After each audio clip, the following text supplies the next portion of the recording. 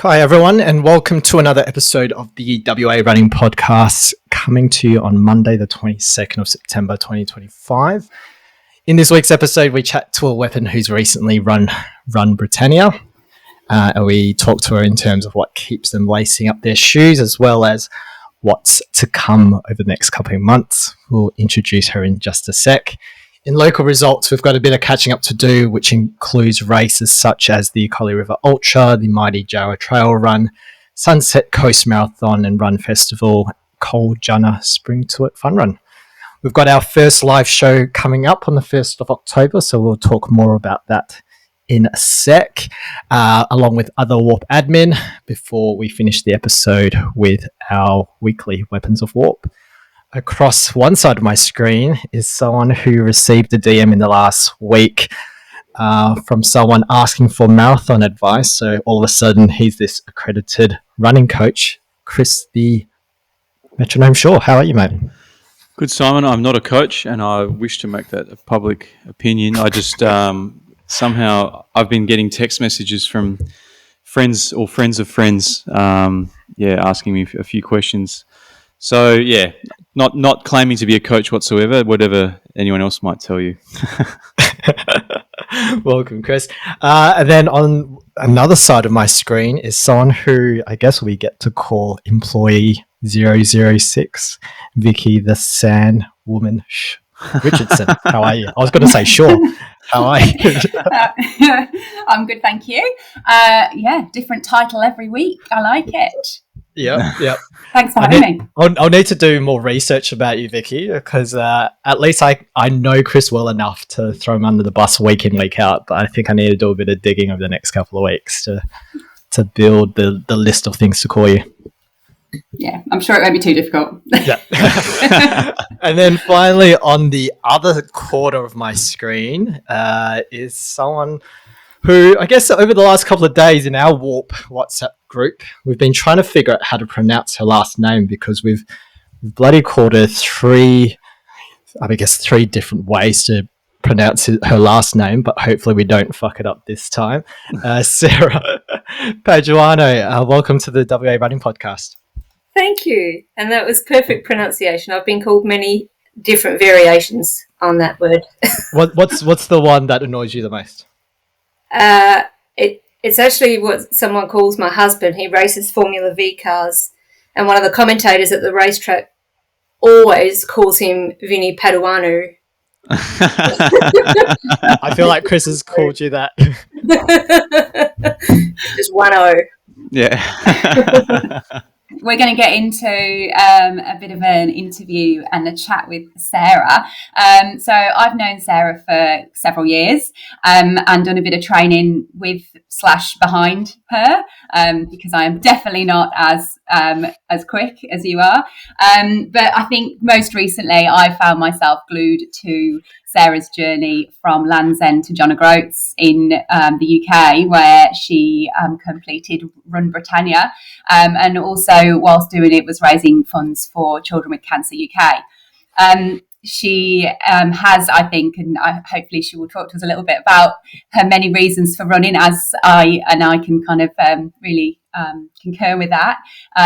She's done a huge amount of long distance events from some of the world majors like Berlin and Boston, and also some of the bigger off-road races as well. She's got a big event coming up that hopefully she's going to tell us about in November, so that's looking exciting. Welcome, Sarah. Thank you for joining us. I know this is past your bedtime, so we very much enjoy it because you are a proper runner. I think it's great that you're in bed by 8 o'clock on a Monday night. I'd be like, we could be too. Thank you for having me. Thank you for keeping me up past 8. We'll whiz through this. But yeah, I think we'll maybe start by opening with a bit about your running story. How did you first get into running, and what was your reason for it?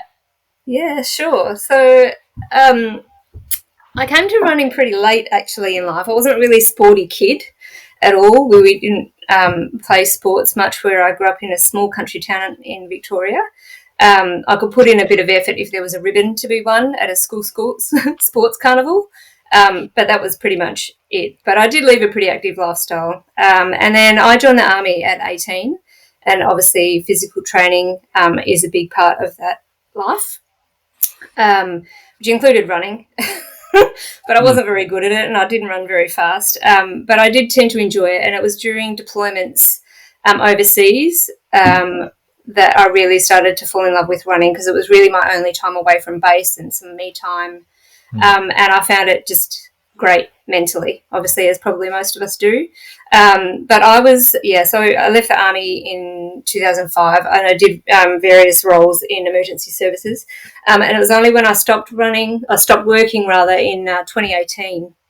So stopped working shift work that I was able to join running groups in Perth, and the whole world opened up to me in terms of the running community in Perth. So, it's kind of been an upward trajectory since then. I ran my first marathon in 2011. That was the City to Surf Marathon when they still had it. Absolutely died. Didn't train properly, didn't fuel properly. I bonked really badly and had a terrible experience. And it took me 7 years to run another one, and that was Canberra in 2018. But, I've just sort of been ticking events off as I go. Now just finding things to, keep me inspired. So what started, City to Surf has then progressed to, the Canberra Marathon. And since then you've done some pretty big marathons internationally. So the marathon majors as well as some big Australian marathons. You've also done, I guess, started doing some of the longer stuff, and by just a little bit longer, you've gone and done that bib multi-stage and then Run Brittania and some crazy ultras in between. What's the most fun for you? Is it the marathons or is it the long, hard stuff? It's really hard to pick like a most fun thing. I think every run has its merits. The majors, obviously, so I've run Boston and Berlin. And both of those were incredible experiences just for the, environment. The majors are amazing. So Boston, that was run really to honour Jeff Hansen, who we know passed away after running his dream marathon in Boston. And then Berlin, I kind of just got carried away as I knew a few girls were running it. And I'm like, I want to do that too. And that was brilliant. It was really great because I was also coming back from a really bad injury. Going into Berlin, I was off running for about 6 months with osteitis pubis. And so, running a PB after that injury and then, just a really good build was a great lot of fun. But I've also really enjoyed doing the trail. I think my first ultra was KEP, the 75 KR. That was great. It was, I won that and I was just astonished because I had no idea that I would even finish it. And I really, really enjoyed that. So doing the trail stuff, I've really enjoyed that too. So it's hard to pick a favourite. So what's the most fun? But I would say Run the Bib in terms of the event was probably one of my favourites. Rapid Ascent put that event on and they just do great events. They're really well organised. It was actually run as a training run for Run Brittania because they recommended that you do at least one multi-day run before Run Brittania, and so that just fell in nicely. That was in mid-November last year. We were based in Denmark and then ran 3 different sections of the bib track, and it was just a really brilliant, fun event. I loved it. Nice. Speaking of Run Britannia, I guess we had Aaron Pike on the podcast a little bit a while ago, and he told us all about Cape Wrath Ultra, which I think is 400 kilometres over 8 days. And at the time, we were really blown away by that. But now looking at Run Britannia, it's over 1,000 miles over 5 weeks, described as the holy grail of UK adventures. Looking at photos, I mean, some of the most picturesque stuff I've ever seen in terms of a running course. Maybe you want to tell us more about that Run Britannia and what made you to decide to take that on? Yeah, for sure. So it was after running Melbourne Marathon in 2022. There was a bunch of us from WA who were sitting at the pub in Federation Square, and Big Kev was there, and Big Kev told me about Run Brittania. They'd run the pilot in 2022, and so he headed off, as we know, in 23 to run it. And I'm not sure if everyone knows, but very sadly he got COVID in the first week of that and had to withdraw. So, but since he'd told me about it at the end of 22, it sort of sat in the back of my mind, and I followed his journey and was devastated along with him when he got COVID. And I finally plucked up the courage last year to ask my husband if we could go. Sort of dragged Vinny around the world, really, with my running. It's not as fun for him. And there was a bit of logistics involved because obviously you pay your entry and that covers all your accommodation and food, etc. But they don't offer a supporters package. And so obviously Vinny was going to come along with me. He wasn't going to just let me go run the UK for 5 weeks while he stayed home. So he ended up coming along as a volunteer for the whole 5 weeks, which is pretty much unheard of. Most of the crew who volunteer, they generally only do 1 week, 2 at the most. But Vinny, and there was one other crew member who were with us for the whole 5 weeks. But they worked him pretty hard. There was some days I think that he actually worked harder than the runners. He was lugging everyone's luggage into hotel rooms and helping out at aid stations and all the rest. So, but anyway, so we signed up. We agreed we were going to go, and then, yeah, I got to training. A lot of people ask me how I train for something like that, and having never done anything like that before. I mean, I've done run the bib, which is 3 days, and I think the last day of run the bib was a marathon distance, but I'd never really run anything more than that in multiple days, certainly not ultras consecutively. So I didn't really know how to train for it, except for doing an awful lot of running on varied terrain. So they say that Run Britannia is half road and trail, and I probably agree with that. Did sometimes often feel there was a bit more trail, but trail is a little bit of a loose term. Fields and beach and, trail wasn't very well defined. So, yeah, training was...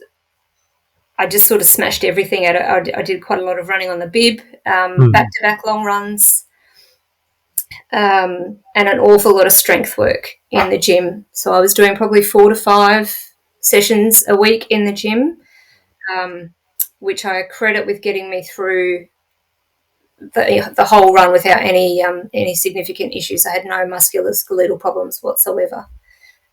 Blisters were another story. That musculoskeletal-wise, I was very lucky because a lot of people had some really nasty injuries.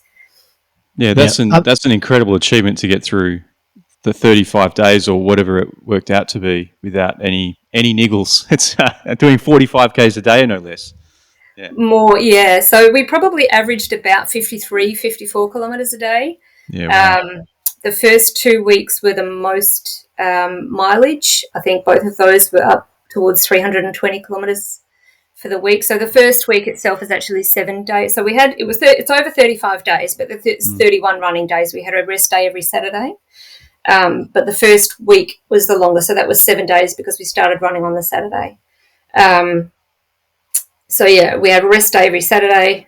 And then, I think the third week was probably the lowest mileage, but that was probably one of the toughest weeks for me. How do you, I suppose with your military background, I guess, your mental game must be quite strong, but was there any mental mindset training that you did in the lead up to this? Yeah, this is probably something I should have answered in Vicky's first question with my running story. So, I was diagnosed in 2018 with complex PTSD, depression, anxiety. In the last couple of years, also diagnosed with ADHD. So I have a lot of mental health history, I suppose. I've had really intensive therapy since 2018, and running obviously has been in conjunction with that. A lot of people will say that running is your therapy. Running's not therapy. Running is definitely not therapy, but it is therapeutic.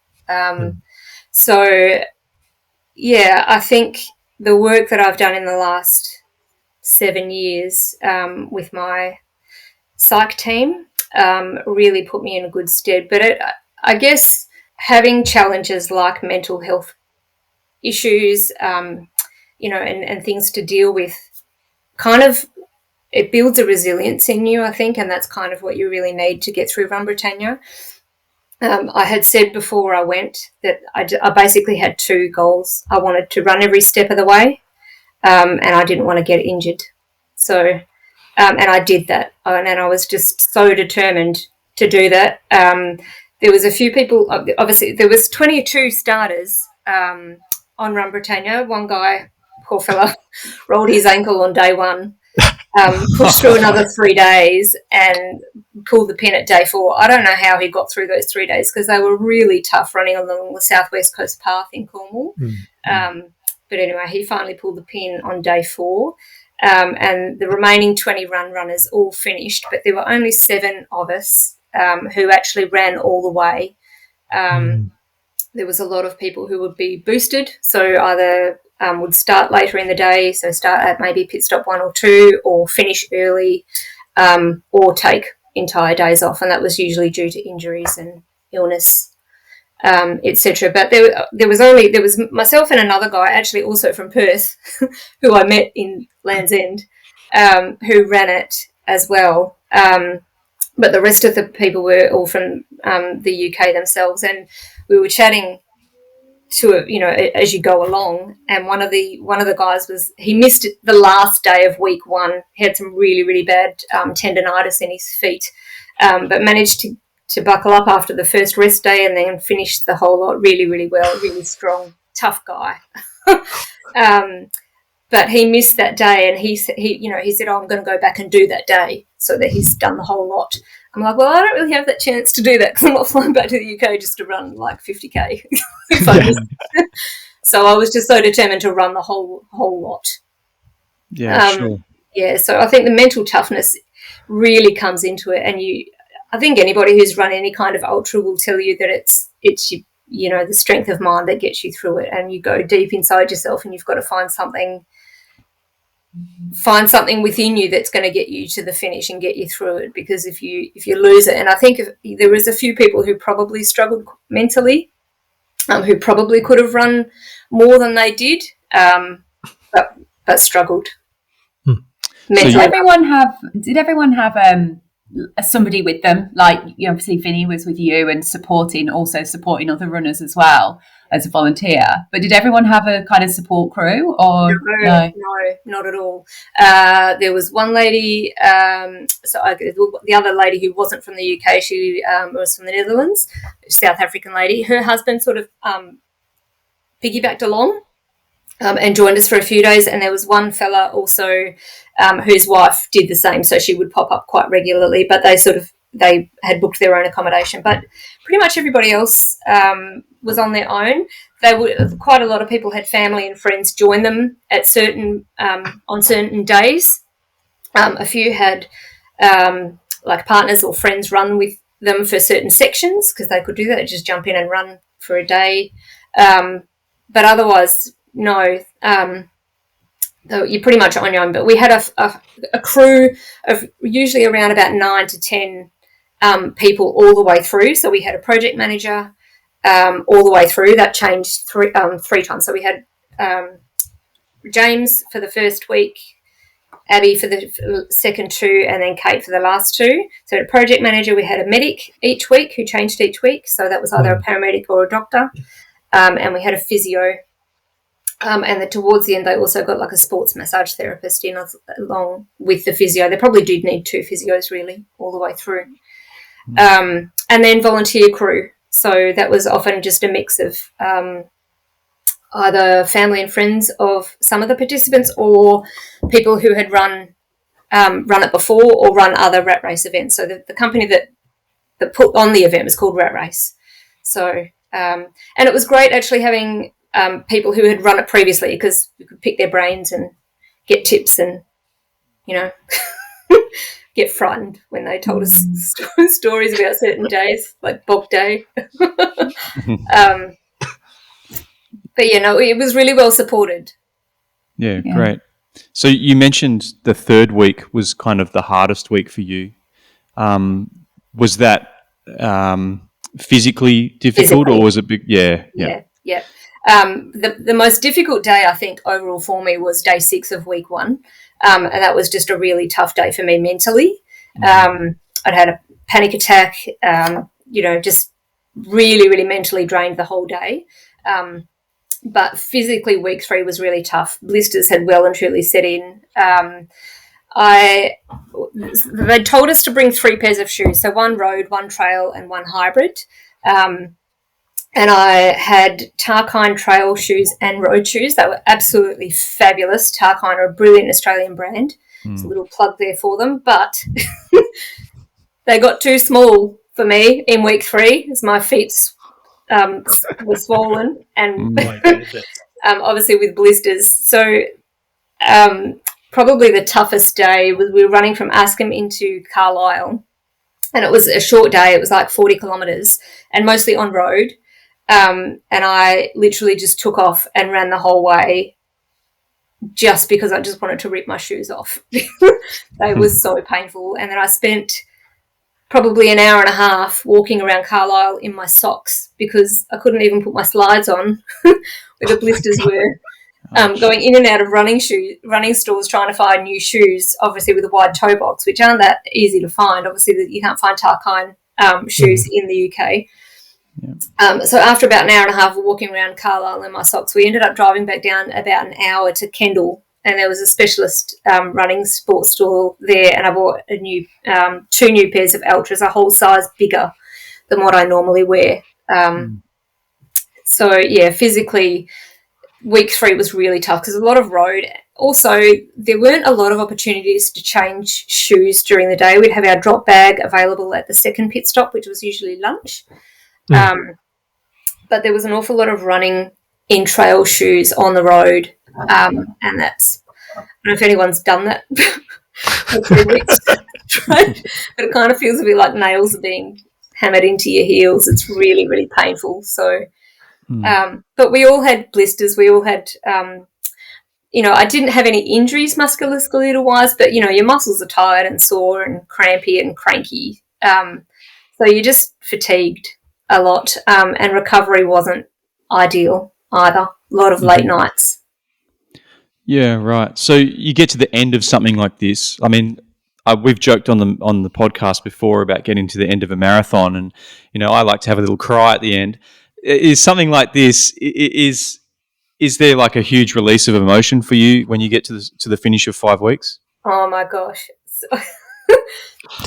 I was emotional all the way through. I've got to tell you. Day 6, I finished and literally bawled my eyes out, and I was, I'd had the worst day. As I said, I started that day with a panic attack, and it didn't get much better mentally. I don't even remember that running day, to be honest. I just know how hard it was mentally, and so tears came thick and fast pretty much from then on. Finishing. So probably the 2 really emotional days, I think, for me, there were 3 actually, really. Running into Scotland, so crossing over Gretna Green. I think that was just a really huge milestone because obviously, we've run through England and Wales and then made it into Scotland. And I don't think many people really probably from Australia realise quite how big Scotland is. We kind of think of it as like a hat on the UK. It's not. It's like half the body. It's huge. Scotland's really big. But it was amazing. They had a piper playing as we came across, and we all, so all the runners, we spread out all over the place all the way through, but we all regrouped at Gretna Green and watched everybody come through as a big group, and then we finished off the day together after that. So running into Scotland was great. It was also really hot, and a lot of people had warned me about being cold in Scotland. It was roasting hot. Like, I need my arm sleeves and my T8 neck cooler, and the first time I needed them was in Scotland. Then the West Highland Way. So we were on the West Highland Way for 3 days, and that, you talk about scenery and views, it literally brought me to tears. The first day we were coming over Connick Hill and looking over Loch Lomond, and I just stood on top of that hill and cried. It was amazing.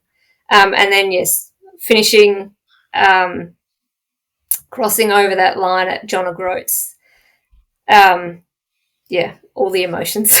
I don't think there was a dry eye at the whole of John O'Groats. Even people who had nothing to do with the run, who were just there to go visit John O'Groats, were probably in tears watching us all finish. It was, and it was pouring with rain, which was great, like proper Scottish weather. But it was a mammoth event. But I know people talk about finishing a marathon and then signing up for another one straight away. No, everybody just stubbed their shoes in the bin. Fuck running. Yeah. Did you make some friends for life in those people absolutely. that you did it with? Yeah, 100%. And I think that's probably the one thing about running that I just love so much is it's not, the events are amazing, but really it's the people that you run them with. The people that you share those events with, and there's nothing really quite running 1,000 miles the length of the country to form pretty strong bonds with people. You're spending a good, I don't know, we probably I think the average day was probably about 9 hours. I haven't gone back over through the whole time, but it was probably 8 to 9 hours that you're out on the road. And so, you're running on your own sometimes you're running in a group, sometimes you're running just with one other person. And I say running, I also use the term loosely, right? There's a fair bit of power hiking involved. And I think people who've never run ultras before can't really understand why we're walking a bit. Well, you can't run the whole way. Like a lot of it's not runnable either. But it was something else that I sort of said to myself as well to get me through, was just run when you can, Sarah. Just run when you can. There's plenty days and plenty times and plenty trails that you can't run, and you're forced to walk or hike or scramble on all fours. So when I could run, I would run. There was a lady, she actually ran the whole way, amazing lady who had battled cancer last year while her husband ran it, and then decided that she could give it a go too, and she sure did. She was 60 years old and she didn't run an awful lot. She walked, but she walked like a beast. I couldn't keep up with her walking. I'd have to shuffle. I liken myself to Cliff Young, just trying to keep up. But yeah, it's the friendships that you make. I don't think you sort of trauma bond, right? When you go through something adverse, and and it was amazing, but also there was a lot of adversity. And when you're going through that kind of thing, when you're tired and hungry and emotional, and just really would like to sit down and not run anymore, you do form incredible friendships, and the people were amazing. They really were. It's a special breed of person, I think, who really decides to go and run the length of a country. Some of the people that I met will just be friends forever, I think. Oh, that's so awesome. And I think, like, you're right, doing something like that, and even just in training for a marathon, you see the best of people and the worst of people and everything in between, and it's something that you can't really even articulate how that bond forms and how special it is. It sounds incredible. I am like almost signing up for it after talking to you half an hour. Amazing. So you finished the run, and then you went off on what looked like an incredible European holiday. What did you, after that last day of running where you finished, did you throw your shoes in the bin and sleep? And then, when did you start running again? What happened next? There's a big green bin outside a cafe in John O'Groats, and it's literally just full of trainers. Everybody just put their shoes in the bin. I mean, there's no point. Mine were a whole size bigger than what I normally wear. My feet weren't going to stay swollen forever, but they're also full of mud and bog and shit, literally. That's just another funny story. I'll ramble on forever, but I've got to tell you, like, one of your questions, Vicky, was the funniest day. It's probably one of the hardest, but also the funniest was the last day of week one. So day 7, it was the longest day. We were running into Bristol. And it just was it was like a comedy of errors. So we were running, so I know a lot of people know this, but Vicky, you will, but all through the UK, there are public footpaths and public rights of way, but they often go through farms. So, there's just a private farm, but there's a public right of way right the middle through it. So you're having to walk through crops and paddocks full of cows. Yep, cows. Right, so we're coming up, there was a group of about 5 of us, and we come upon this farm, and this huge, big black dog came charging at us, which I'm not normally afraid of dogs, but when they're like not on a chain and barking and jumping up at us, it was pretty frightening. So we were all frightened of this dog, managed to get past the dog, go around a corner, and this goose starts chasing us. So we've got an angry dog, an angry goose, and then goose chases into this field that we had to go through, and it's full of angry cows, who literally chases around the field for about half an hour because it's fenced off with barbed wire, and there's just swamp for about a metre wide swamp either side of this barbed wire fence. So we're running around trying to make ourselves big with our running poles, getting away from these cows. We finally jump over the fence through like a tree into a path that's just overgrown with bramble bushes. And if people don't know what bramble bushes are, just imagine like rose bushes but minus the roses, right? So just thorns that just tear your legs to bits, and there's no getting through it. You just have to barge your way through. So my legs were torn to shreds. And then we go into another field, and literally as we entered the field, the farmer is there in a tractor, and as Vicky will also know, farmers in the UK fertilise their fields with slurry, which is literally just liquid manure. And so we were trying to stay on the edge of the field, and he angrily pointed us to the middle of it, so we literally all had to just walk through this field of slurry with open blisters and open bramble wounds. There was a few Dettol wipe hand sanitizer cleansers at the end of that, but it was just the most ridiculous day, but it was so fun. I look back now, it was hilarious. I mean, we got ourselves a poo story. That's good. Yeah, there's going to be one for the episode. I think they would sell that event on all the most picturesque parts of the UK, and that would not be what they would sell it on.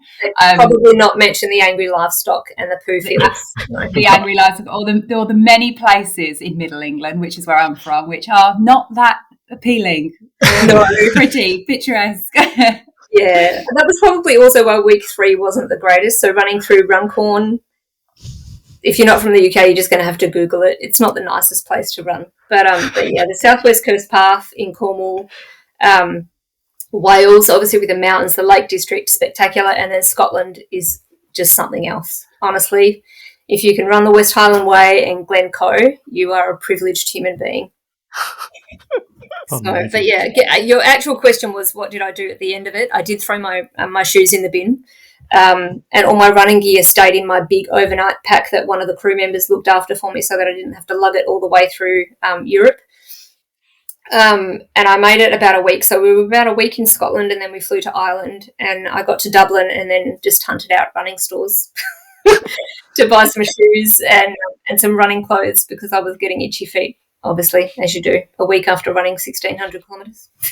I also knew that, I've got New York on the cards, which was never on the plan.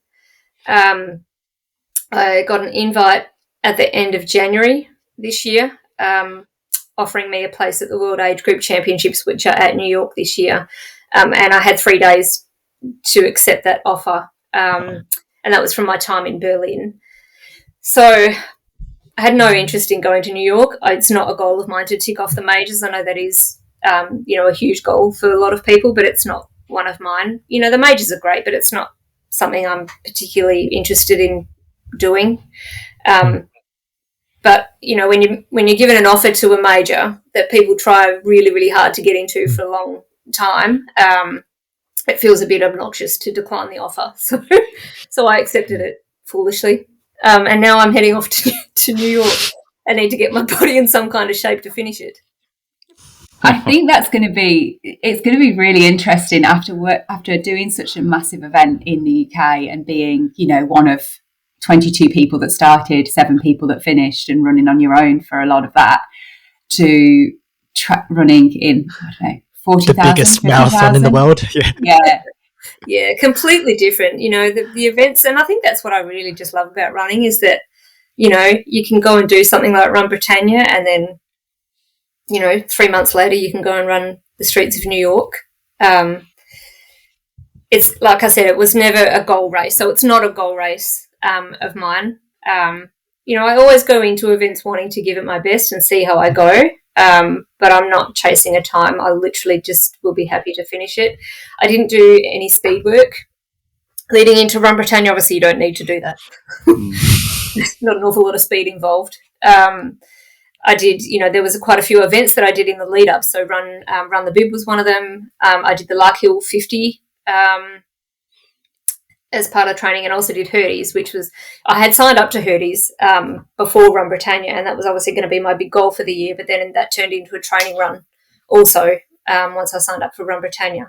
But none of those events required speed, really. So I've not done any speed work at all, and now I'm back into it, sort of. And how's that going? Tough. How's the training going? Yeah, it's tough. I mean, it's good. I've got, you know, Kat's my coach, and she's a great, intelligent coach. You know, it was really tricky. Obviously, we were traveling through Europe and moving around a lot, and so it's hard, you know, to stay on any kind of schedule when you're on a train every other day. And also just unfamiliar cities, trying to find safe courses where you can run and, you know, not fall over. I fell twice. All the way through Run Brittania without an injury, and then fell twice, once in Spain and once in Paris, thanks to cobblestones. So, training was haphazard throughout Europe, and I basically, once we got back to Australia, had 8 weeks. So I've now got, I think, 5 weeks until New York. But we're on track. You know, I can just do what I can do, and I'm sure that I'll make the distance. Probably won't be fast, but I don't care. I'm literally just going for the experience. And what's next after New York for you? A rest. I don't know. Yeah.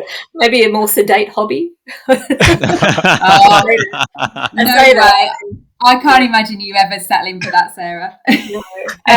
Look, we 2 years running now, we've run the Mighty River Ultra as a relay team, and we'll be heading back down to do that in May next year, which is such a fun, great weekend. Can't recommend the Mugs Ultra enough. I've not done the solo, I've only done the relay, which is an absolute blast, really good fun. And then, I don't know, I think I've got a bit of a taste for this multi-day stuff. Rapid Ascent put on a few other amazing events throughout Australia. Run Larapinta in Alice, and the Surf Coast Century in Victoria. So I grew up in Victoria, that would be a great one to do as well. But I don't know, I'll find something that'll keep me it'll keep me going, I'm sure. Nothing solid as yet. We asked about what your preference is, but it just seems like your preference is the multi-stage stuff and not the marathons at all.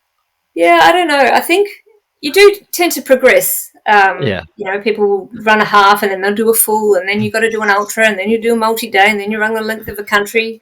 And then, I don't know. I like long, drawn-out pain, I suppose, rather than short, fast, sharp pain. Yeah. I just love the experience of it, you know. The people that you meet on those runs, and the experience, and it's just, you know, it's you say it's a sense of achievement, but it's much more than that. I think just being able to prove to yourself that you can really do hard shit. Sorry, I'm swearing, but it absolutely.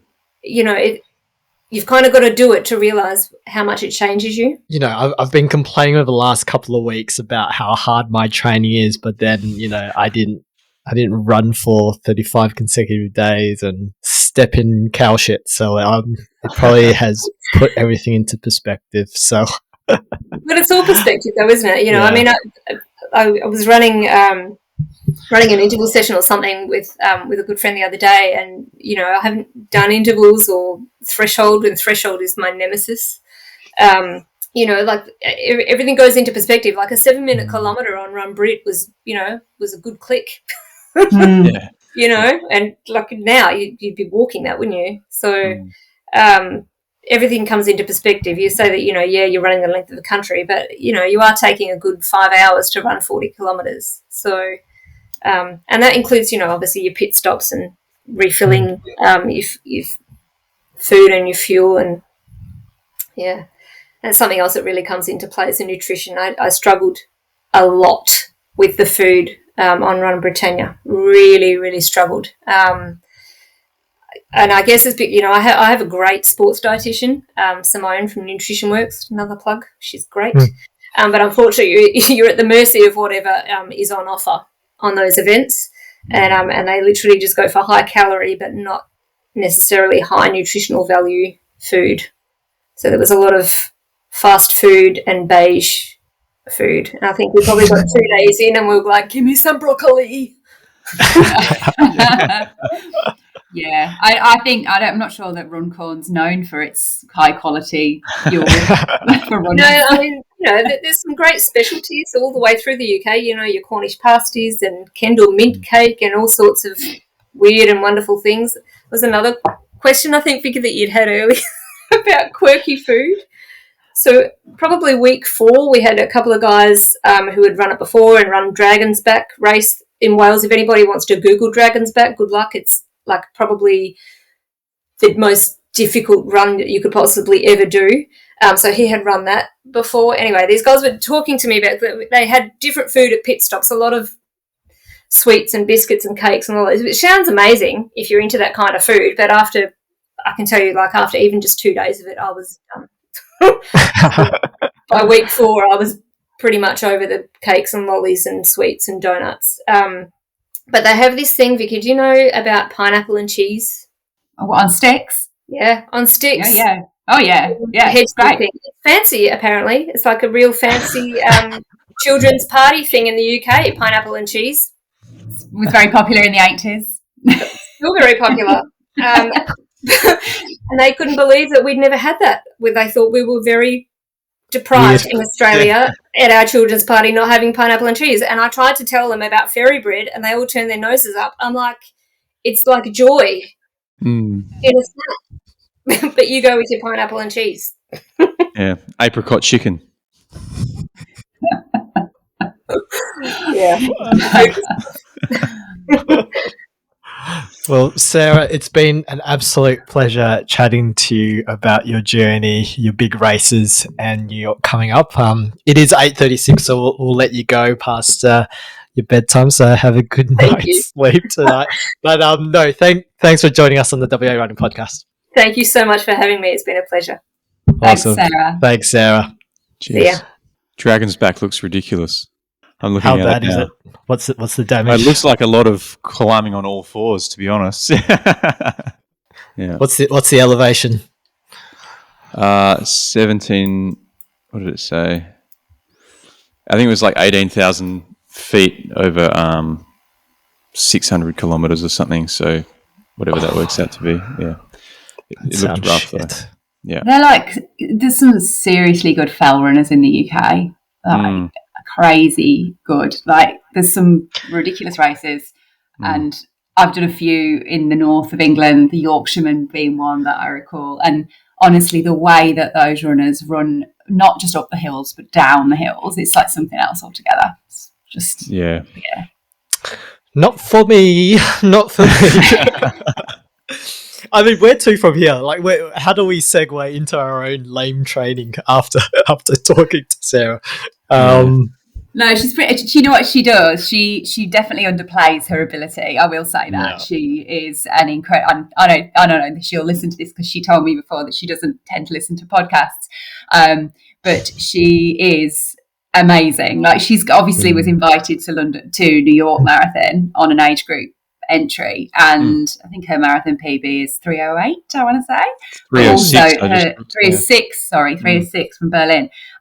But also her ability to endure and she wasn't running like she was running at a decent clip. And when she said 7-minute Ks, I mean, she was running most of it at 7-minute Ks. Like it's pretty impressive. So she really does underplay her ability. She's awesome. All right. Well, who wants to go next in terms of their training weeks? All right, I'll quickly jump in and get it over and done with, and then you probably cap us off, Simon, with your marathon training week. But I did 110 k's this week. I had to switch my week around because I was pacing Perich at Col Junner on Sunday, so I did my long run on Thursday, which was interesting.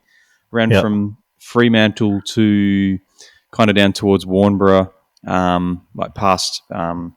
I can't remember what the name of the place is down there, a Woodman Point. But ran all the way down there and back for 2.5 hours, just trying to get in as many long runs as I can before Perth Running Festival, because I'm wary that the conditioning for a marathon dissipates quickly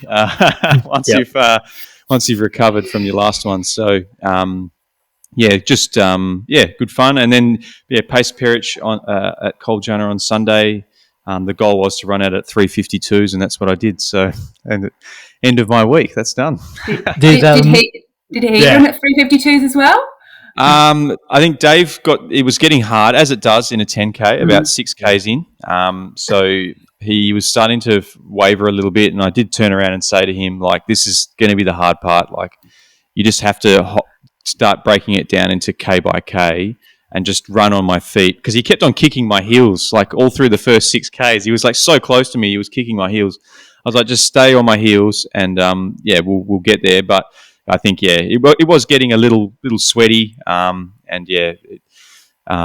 he fell off the bus, there was no coming back. I thought maybe he was gonna like have a bit of respite, have a slower K, and then catch up to me, but that never eventuated. So I just kept on running at that pace, and caught up with a few people at the finish line that I hadn't seen in a while, past guests of the show. I think I spoke to Sarah Greenwood and Max Davidson, who were both winners in their respective 10K races. So that was good to catch up with them. But that was my week.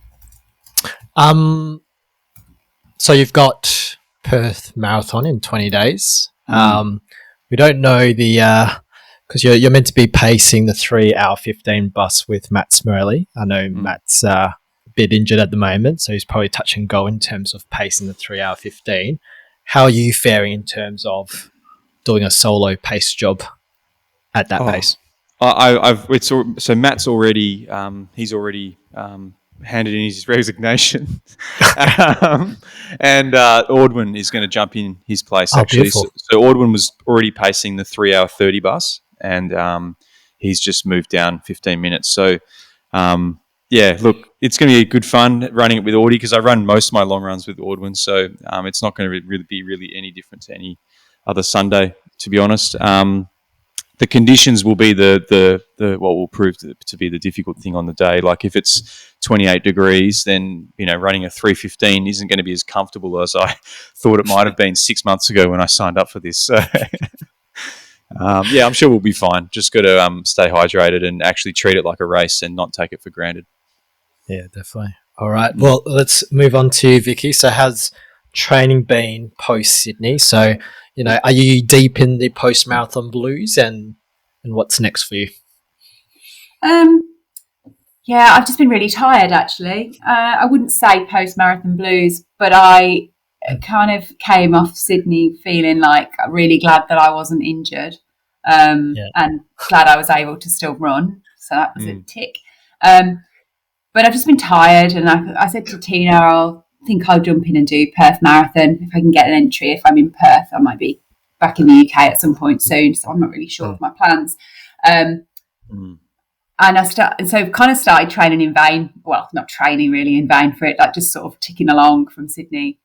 And I've been ticking off sessions, but it's not been overly enjoyable. Just kind of I do enjoy it. I always enjoy it, but I don't always enjoy it afterwards. But my heart rate's been through the roof.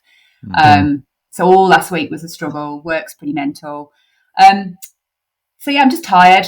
I did 60k last week, just shy of 60k. And my key session pales into insignificance. I did my first bit of speed work in a really long time. So I wasn't doing speed work before Sydney. I was doing threshold and hills. And then I wasn't doing any of that in the couple of weeks leading in because I was a bit injured. So I did 6 by 1 minute. I actually surprised myself, to be fair. What pace are we hitting? What's the top speed? Hey? 3:45, which I thought That's all right. That's pretty good.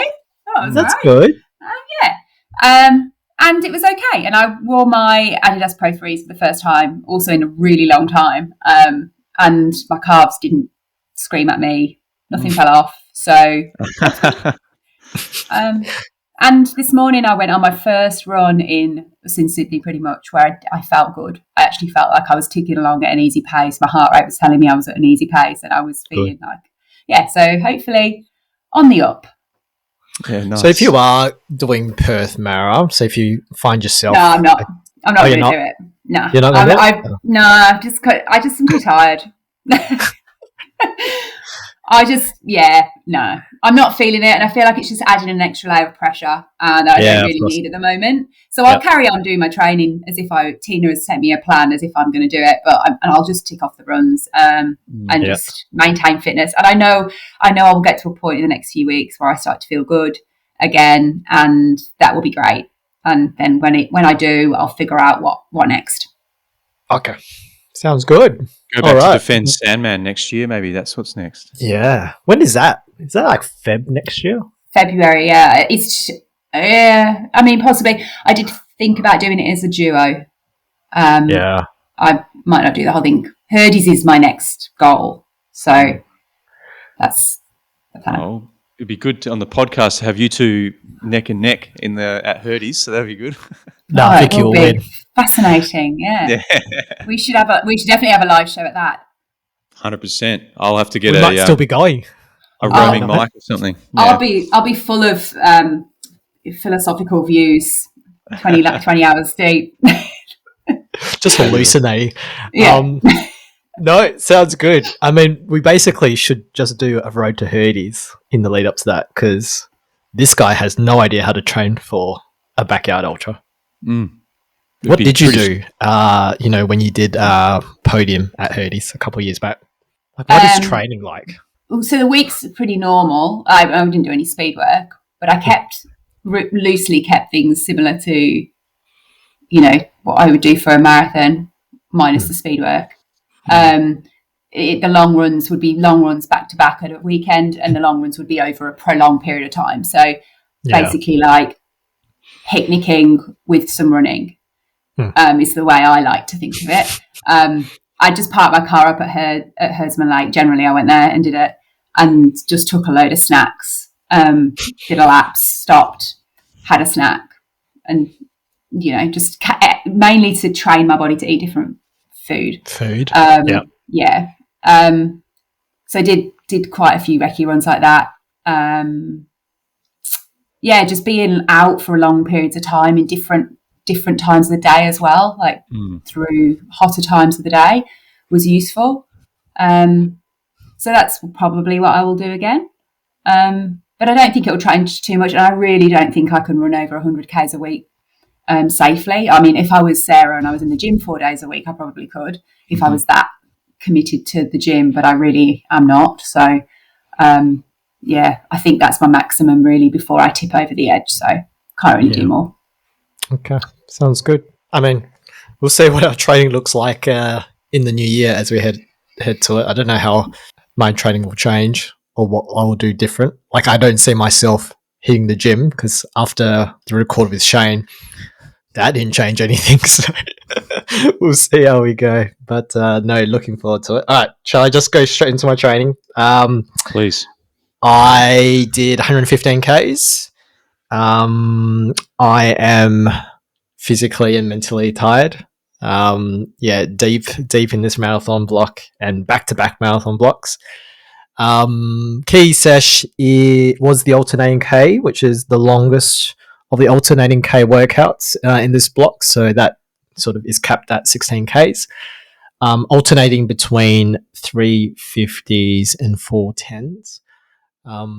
Was meant to do that with Dan Brobridge, because he usually joins me on the Saturday sessions and does my session with me. But unfortunately, he had his sister in town, so he didn't make it down. So it was a bit of a solo grind that morning. So despite mentally being very tired and not wanting to do it. Physically, it was the most comfortable I felt doing an alternating K workout. So yeah, the 350s was somewhat difficult to maintain over time, but the 410s were piece of cake. So that gave me a lot of confidence finishing that workout. I was feeling a bit cute, so in the last set, I decided to full send the on K, and I ended up running a 328, and then my off K ended up being a 347. So had plenty in the tank. So I was probably doubting myself in terms of what fitness I was in, sort of in the last couple of weeks, because the VO2 sessions have been garbage. Thursdays have been garbage, and more so because, Chris was on holiday and Matt's injured. So I'm doing the gallop laps on my own. So mindset training was very difficult doing that on Thursday morning. So yeah, I'm glad to get out of the alternating K sesh. Pulled up okay for Sunday for 2 hours 20. And now it's really just cotton wooling everything. So that was the last of my long runs. I was meant to do a long run this Sunday, but I've got my cousin's wedding, so there will not be a long run done on Sunday. And then I think I've got 60 minutes the following Sunday before Melbourne Marathon. So yeah, we're getting close. I think we are 19 days to go to the big dance in Melbourne, and we will see what my game plan is. I actually don't know what my game plan is just yet. I know you've given me your opinion, Vicky, in terms of what I should do, and respectfully, I think I'm going to ignore just doing sub 3 and run a little bit quicker, but I don't know how much quicker just yet. Yeah, well, I mean, how did that session pair against the same session that you did before Gold Coast? Because I think you had different target times for that session. I had different target times. I think before Gold Coast, it was 3:45s and 4:05s. We did that with a group. So I did that with Shaf. Loz was feeling a bit unwell, so Loz was in that group with us along with Adam. And I think because we were in a pack, that felt easy to a certain extent. Whereas on Saturday, I did that on my own. Weather Saturday was okay. I think it was a little bit humid, but not too bad. But comfortable. I didn't feel like it was that much effort at all. So, I took a lot of confidence coming out of it. And even after doing those sort of spicy reps towards the end, I felt great afterwards. So, there's been a lot of doubt in terms of how fit I really am, and I think just because I'm tired all the time and mentally fatigued, I think everything just feels harder. VO2 paces on a Tuesday, post a podcast record, I could barely hit 3:35s this block, and then in the Gold Coast block, I was able to hit my 1 minute reps or 90-second reps in sort of 3:15 pace consistently. So I do feel a little bit more fatigued and therefore slower. I know a lot of my workouts in this block have been sort of float reps. So the floats are, significantly quicker than the jog recoveries I did it for Gold Coast. But yeah, just not feeling like I'm nailing the workouts as intended has, just caused a lot of doubt. But after Saturday, feeling pretty good. Yeah, I think, you're probably going about this block probably smarter than you did about the last one, to be honest. It's in marathon training, it's not all about smacking every VO2 as hard as you can and pulling up sore and then struggling to get through your Thursday session. It's about managing your effort throughout the week so that you can nail every session and your long run, and doing that consistently, even if you are only hitting 3:35s. 3:35s is still 5K quick pace for you, right? So, it's you're probably going to be better off long run going into this because while you might not feel like you're nailing them, you're more consistent in your effort levels across all of your sessions. And that will, in a marathon, I think that will result in a better outcome. So, I think you can gain a lot of confidence from that session on the weekend, not just that session, but all of the sessions that you've actually completed to date. And the fact that you've backed them up with a, 40K long run on a Sunday, is not nothing to sniff at. So I think I said last time, you should go through 128.5 halfway. So look, I don't think my opinion changes, man. I think you should still go through that, because I think if you are as fit as you're feeling, then you can push that second half, all things going well, and everything lining up nicely. Weather, health, all that kind of stuff that needs to go right for marathon day. Yeah, definitely. So I'm thinking, I haven't spoken to Tina about what the game plan is, so we'll find out next week what she thinks. But my current thinking is go out 4:10s. And look, if at any point, and this is the learning from Gold Coast, if at any point I feel shit, I just slow down and I'll just sit in the 3-hour pack. But if all things are going well and if I'm feeling good, I'll stay at 4:10s till at least halfway or 25 Ks, and then assess where I'm at, whether or not I can push. That's my current thinking. So I don't know where that lands me in terms of time, but 4:10s, I think it's 2:55.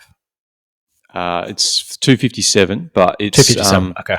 Yeah, but I think, like from that's a good base to build your race from, rather than go out and run 4:02s for the first 20 Ks and then suddenly you've hit a wall and you're like, fuck, I'm actually holding on to 4:30s is hard for the last 10 Ks. So, of course, I think, 4:10s. Well, I mean, I'm not your coach, so I'm not going to, and I'm not a coach, so I'm not going to, but whatever. But you're talking like you are though, Chris. I know. Yeah. I don't know. I'm just trying to impart some level of, wisdom or whatever onto Simon. But I think the thing that you have to remember, and it will feel hard regardless of what pace you're running. So you'll go through moments where, you will have moments of doubt. You'll hit 14 Ks and shit. I can't do this for 28 more kilometers. But my experience is that I have those doubts consistently throughout a marathon, but you push it down and hide it somewhere and hold on to it until you need it later, and then so you'll come across those moments, and it might happen at 14, it might happen at 28, it might happen at 35, but those moments will happen. All you have to do is remember, like, it's supposed to be really, really hard, and all I've got to do is run for an extra 30, 40, 50 minutes, whatever that point might be. So mate, just go out there and have fun and enjoy it, because everybody in Perth is now rooting for you. Yeah, that is very true.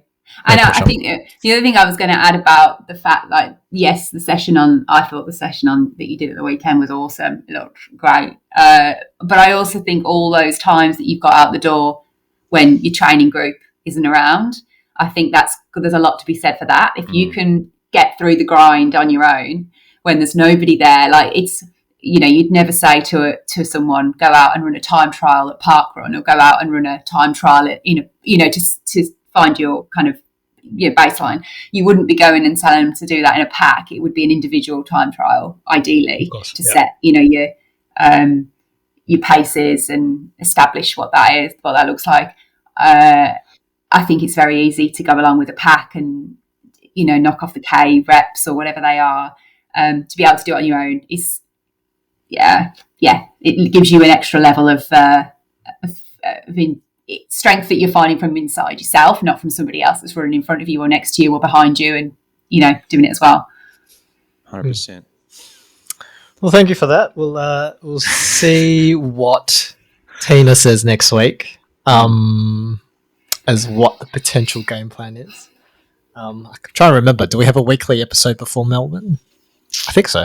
We should. We've got a preview or something along those lines in the week before, so we'll see how my paranoia is tracking before Melbourne. But no, thank you, appreciate it. Let's get straight into results. So we are 1 hour and 5 minutes, so we'll see how quickly we rattle these off. So we'll start with the Collie River Ultra. Now, we actually don't have results for Collie River Ultra. Is there anything that you'd like to impart any information on, Chris? Look, it's one of those things where these kinds of races come up on this podcast, and I say, oh, maybe I'll do that next year. So this might be one of those. But I'd love to do it. It looks, for all intents and purposes, it looks like a great course. I think the weather was particularly awful last weekend. So kudos to anyone who struggled through all of the distances. There's like 100K, there's a 50K, and there's an 80K relay. So, crazy stuff. I think Rido ran a portion of that, if I'm not mistaken. Oh, no, she ran something else, actually. She ran the Mighty Jarrah. No, she ran, the Mighty Jarrah. So Sota, I was just going through Sota's Strava. So he did the 50K. He did the 50K in 4 hours 16 and broke the course record by 56 minutes. So I don't know. That's quick. And it looked like it was just garbage conditions. Looks like he was just running through swamps. Yeah, but he drank more water this time, so he actually finished, which is good. Very good. Congratulations, Soda. Also signed up for this race. Yeah. Yeah, well, that was his surprise race, actually. I thought he was announced that he would sign up to a surprise race. I thought maybe it was a road marathon, but no, he surprised everyone with a run there, so that's good. I think the same weekend was the Mighty Jarrah Trail Run out at Dwelling Up. There was a 6K, a 12K, and a half marathon. I can jump through those now, considering there was nothing to do, unless, Vicky, you've got a pressing desire to do so. No, you crack on. All right, very good. So in the 6K, we had Jake Stott take out that in 30 minutes, 32 seconds, followed by Patrick Greening in 32:04 and Bailey Sloper in 32:15. Ebony Regan won the women's 6K in 35:04, followed by Olivia Stott, so double Stotts there, 37:47, and Alina Yarwood in 37:58. The 12K men's was won by Matt Potts, so we got Potts and Stotts this weekend, 50 minutes and 46 seconds. Then the fast child Kaylin Bennett, 51:17, and then Dan Corrin in 52:31. The 12K women's was won by the one and only Petra Georgian in 59:53, followed by Adi Richardson, 106:25, and Vicky Stokes coming in 109:40. The half marathon in the men's was won by Jonty Calder in 125:51, followed by Angus Curry in 132:48, and Juan Pierre van der... here we go. Stitch up. Juan Pierre van der Merwe, I'm going to say, in 132:50. And then our very own Ashley Ritson taking out the women's half marathon in 136:59. Then followed by Alex Bucky Smith in 140:09 and Maluka Bancroft in 141:11. And then, I think on the Sunday we had a Bibra Lake Fun Run, but that was cancelled due to the rain. Maybe Sunset Coast Marathon Run Festival was a better example, Simon. Yeah. Well, how about Vicky? How about you take the Sunset Coast Marathon results away? Yeah, I can do. So the 10K is a 10K, a half, and a marathon. And a 5K as well, but we don't have the results of the 5K. So 10K in the men's, Liam Dardengo was first male in 35:52. Julia Middlewick was second male in 38:20, and Zach Creedman? Yeah, go on. Yeah. Sounds right. 41:03. In the females, Courtney McNally came in at 41:21 as first female. Marriott Harper was second in 43:46, and third was Layla Atchinson in 44:57. In the half, Fabian Desanoy in 1:15. Absolute stitch up. Yeah. I think that's fine. That's well done. I think Simon stitched Fabian, up if that's wrong, write in and tell us. Sorry. I apologise. Second male was Dylan Symes in 1:18:44, and third was Mike Lawson in 1:20:43. In the females, we had Michelle Hunter in 1:31.05. Brittany Edwards was second in 1:35.54. And Cheryl Lynn Crony in 1:37.09. Could never be a TV presenter, could I? Goodness me. The marathon, John Pence was first in another sub-3, 2:54.37.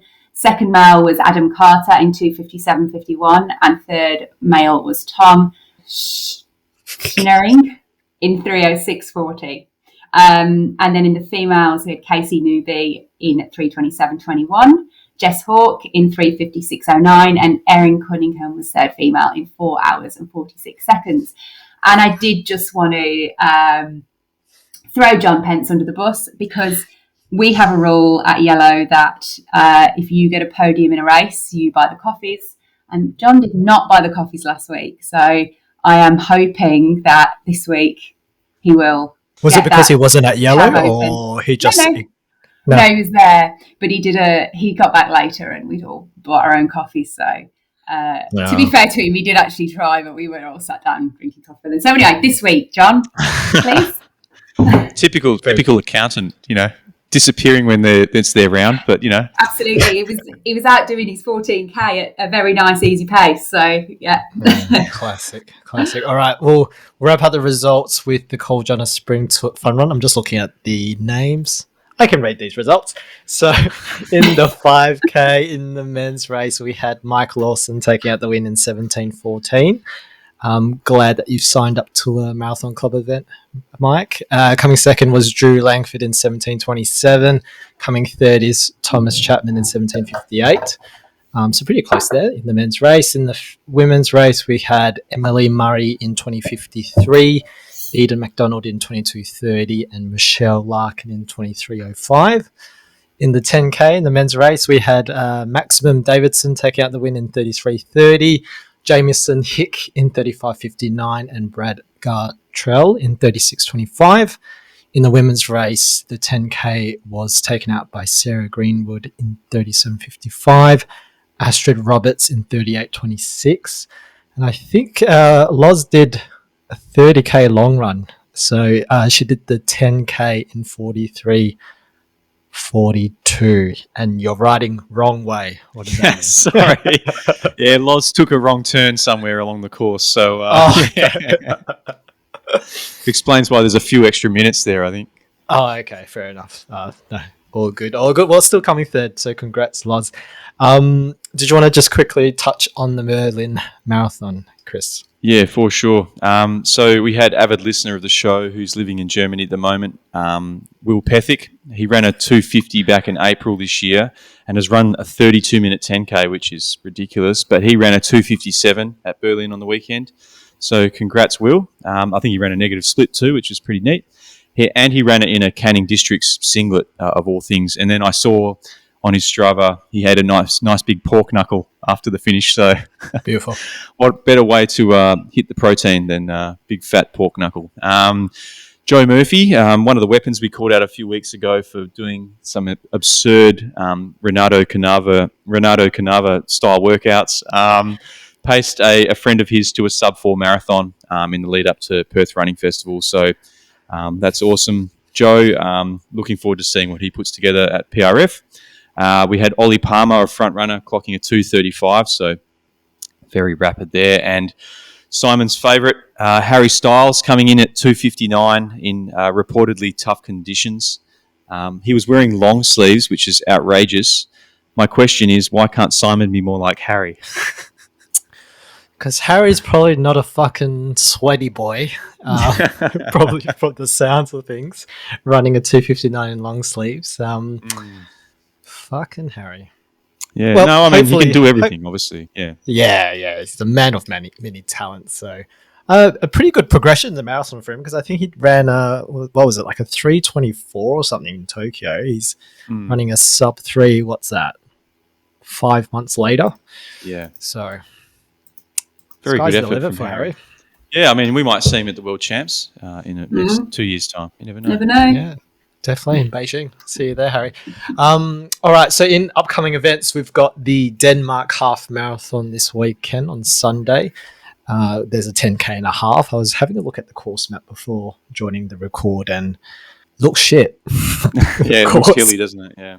Pretty hilly there along the coast there. And I think previous winners include a Joel Gray. So it's probably another Joel Gray win in store this weekend. We've got the WA Coastal Running Festival, not on the coast. It's at Lake Gulalau in Kingsley with 5K, 10K, 15K, and there's some relay options in store. On the same day, on the 5th of October, is the Marathon Club Wally Cairns Pancake Run. I've never done this before, but I am registered for this event the weekend before Melbourne because proceeds of this run is going to M&D WA. So a lot of the Team Tina crew are signing up to take part in that.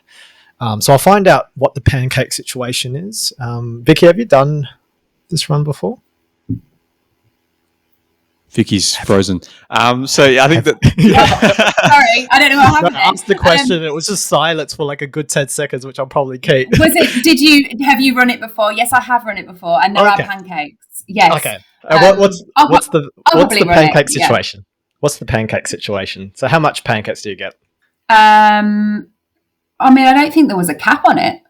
Interesting. That's what you want to hear. Yeah.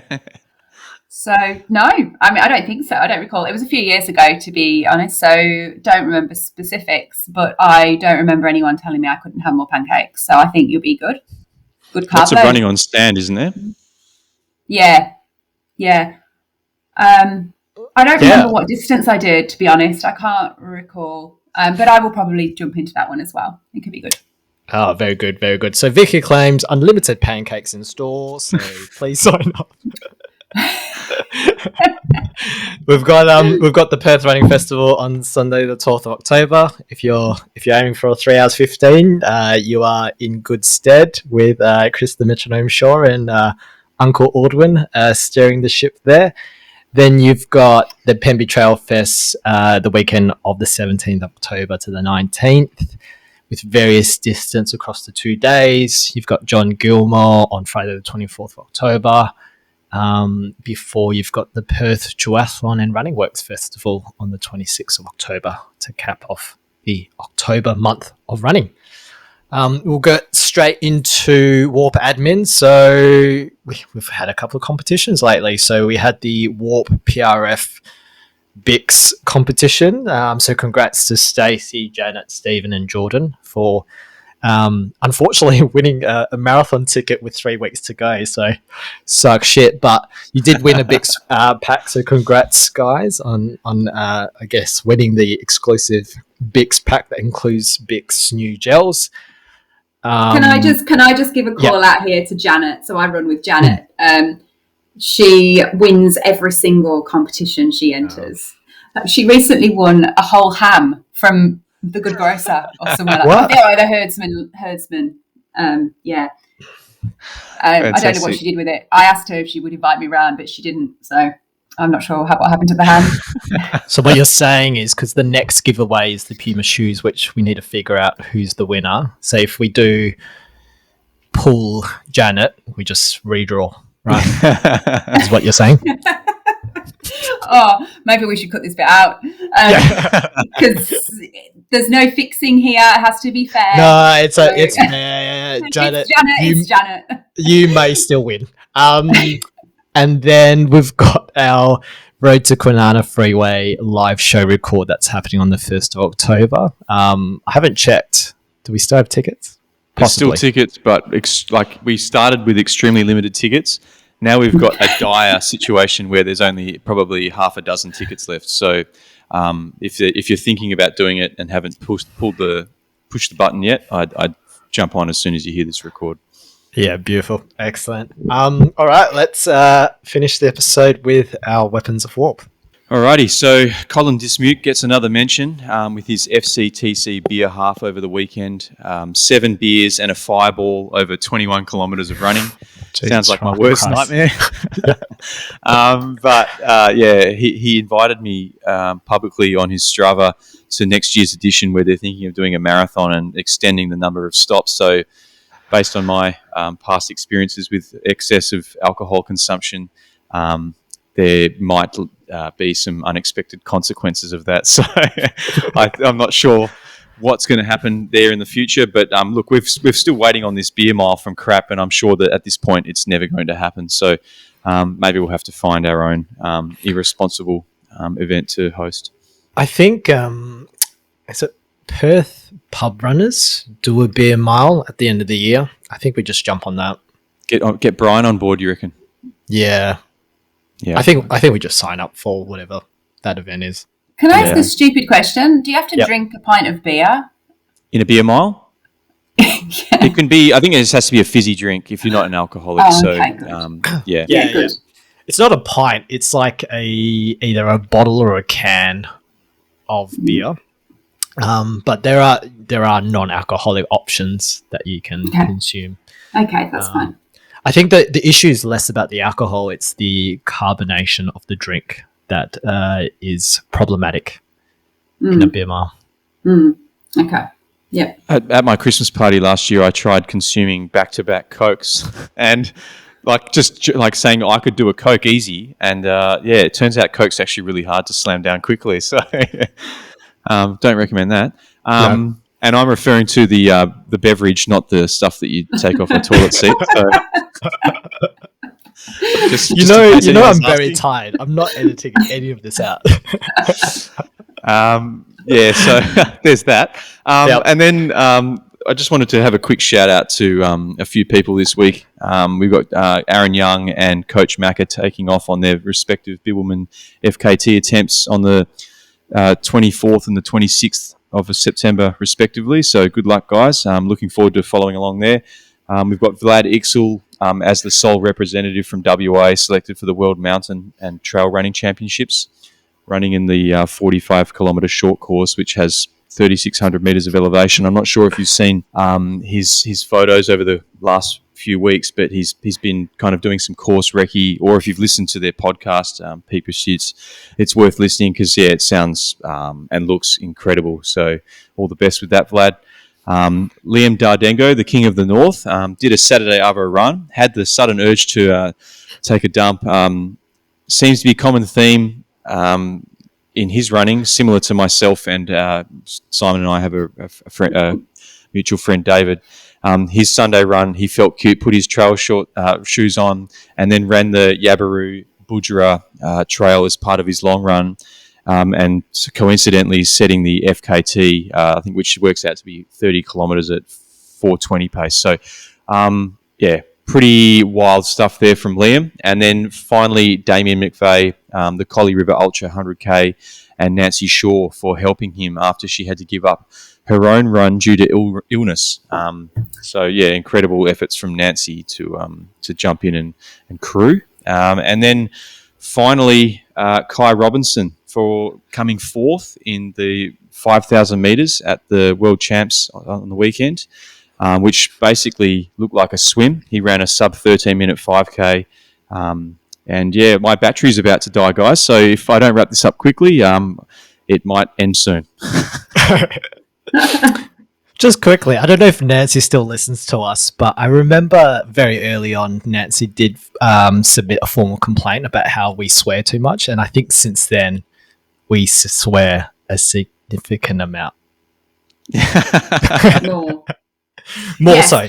But I run with Nancy. I'm going to let her know that she gets a special call out in this one and that I'm on it. And hopefully she'll come back as a listener if she has gone away.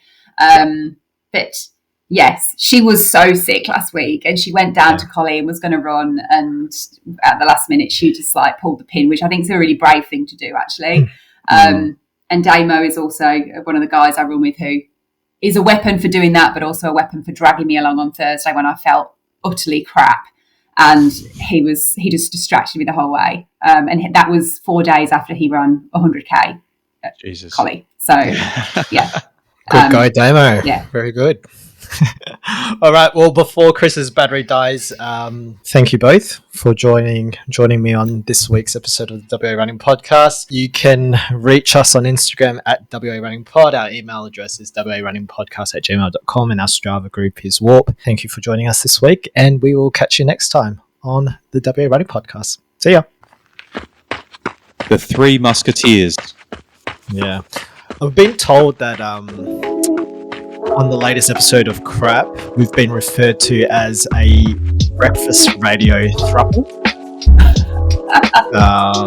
So I don't know what we think of that, but maybe Easy listening next time. Easy listening. Yeah. Yeah. If I was less PC, I'd probably have some things to say. Still early days. But Still I early won't. days.